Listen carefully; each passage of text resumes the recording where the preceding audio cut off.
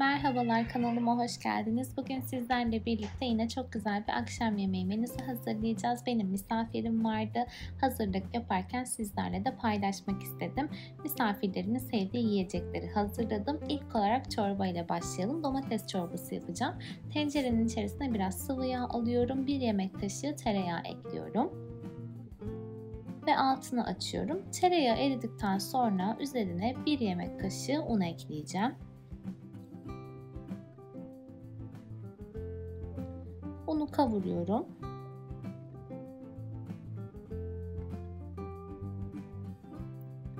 Kavrulduktan sonra 1 yemek kaşığı domates salçası ekliyorum. Salçayı da yine 2-3 dakika kadar kavuruyorum.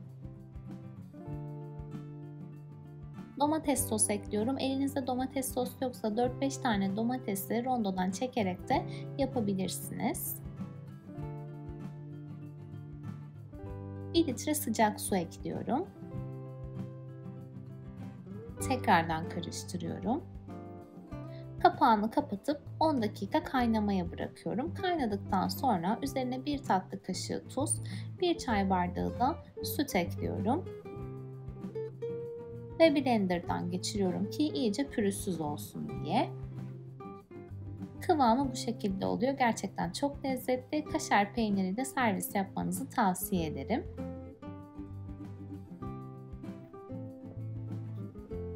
Şimdi birkaç tane meze yapacağım. İlk olarak patlıcan ve kırmızı biberleri fırında közlüyorum 200 derecede.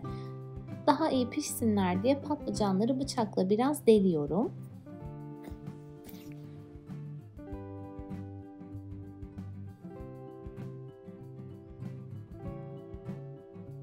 Közlendikten sonra kabuklarını soyuyorum.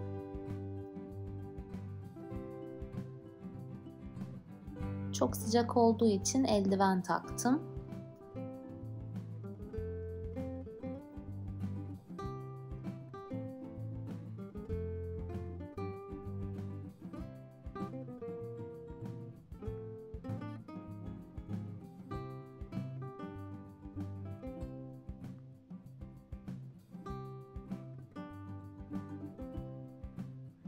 Kırmızı biberleri ince ince doğruyorum. Daha sonra bir kabın içerisine alıyorum.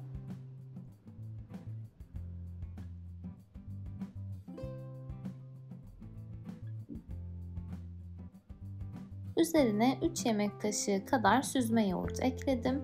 1 diş sarımsak ve biraz daha tuz ekledikten sonra hepsini karıştırıyorum.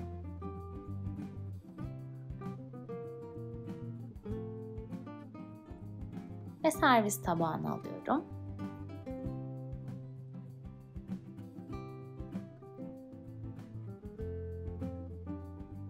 Patlıcanları da yine küçük küçük doğruyorum. Kabın içerisine alıyorum. 2 diş sarımsak.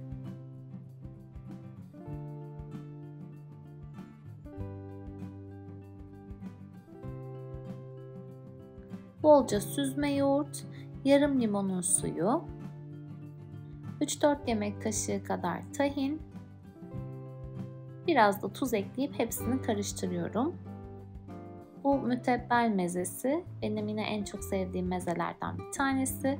Servis tabağına alıyorum. En son üzerine biraz kırmızı toz biber, tereyağı ve ceviz karışımını gezdiriyorum. Bu da çok güzel bir lezzet veriyor.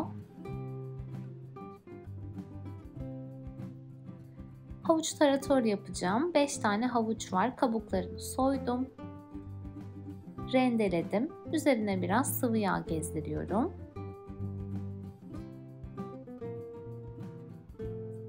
Kısık ateşte havuçlar iyice yumuşayana kadar kavuruyorum. Üzerine yoğurt ekliyorum. Normal şartlarda 3 tane yoğurtlu mezeyi aynı anda kullanmıyorum ama misafirlerim özellikle bunları çok sevdiği için hepsini bir arada yaptım.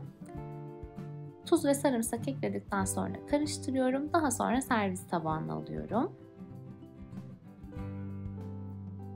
Mezelerim bu şekildeydi. Şimdi ana yemeği yapacağım.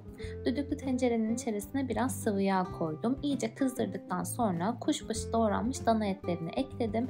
Yüksek ateşte kavuruyorum ki biraz mühürlensin.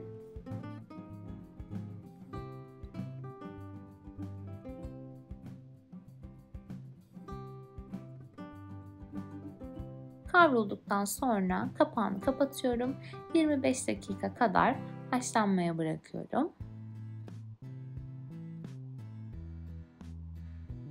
Hiç su eklemeden haşlıyorum ben etleri genellikle. Kendi biraz zaten su saldığı için tekrardan su eklemeye gerek olmuyor.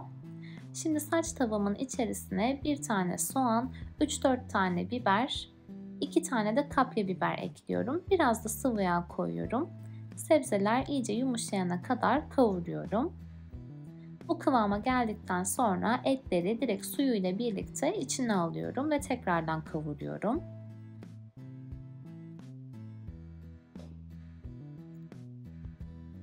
2 tatlı kaşığı dolusu kırmızı toz biber ekliyorum.